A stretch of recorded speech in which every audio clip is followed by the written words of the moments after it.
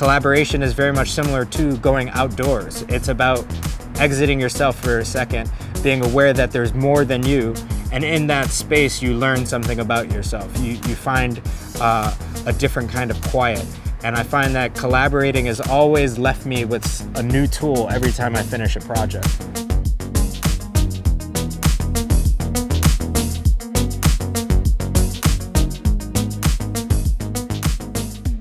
When I make art, it's an experience in trying to connect with people, and an experience of trying to connect with myself, but also the people around me that I want to bring not only together, but to nature.